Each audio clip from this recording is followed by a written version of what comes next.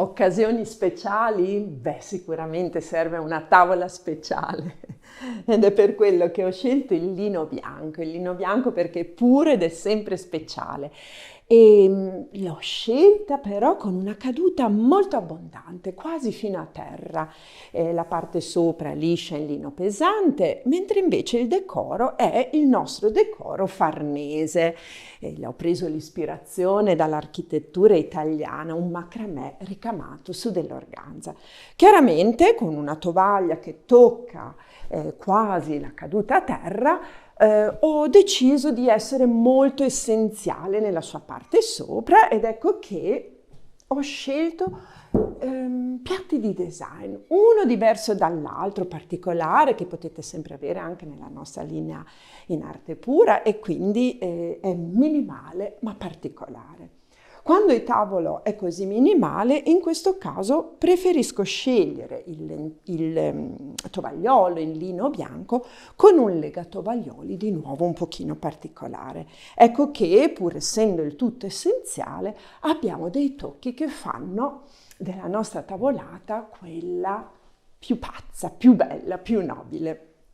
Possiamo in questo caso anche prendere delle candele e potremo scegliere se semplicemente, grazie Francesca, mettere una candela importante, ecco qua, non per forza in mezzo ai commensali, che è bello che si raccontino, si guardino, e mettere una candela come elemento importante. Diversamente, se voi piace più punti luce, e vi ricordo che raccontarsi al lume di una candela è sempre più facile, allora ho scelto candele più piccole, in questo caso con il pizzo rose e non con il pizzo farnese, proprio per giocare anche un pochino con i decori, però come vedete sempre essenziale e nobile.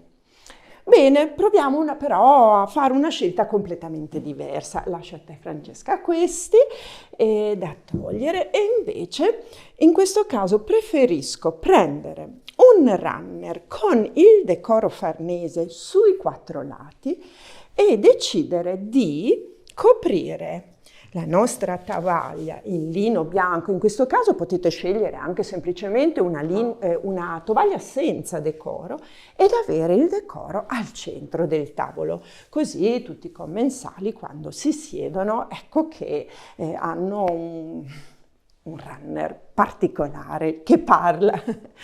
Cosa faccio in questo caso? Grazie Francesca, preferisco scegliere il tovagliolo puro, sempre con il suo ricamino arte pura, poi scegliete voi come appoggiarlo, questo diventa il gioco di ognuno di voi perché ognuno di voi diventa creativo, però direi che questo è il giusto equilibrio tra il decoro e l'essenziale.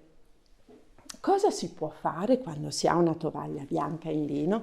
Si può anche decidere di giocare con i colori.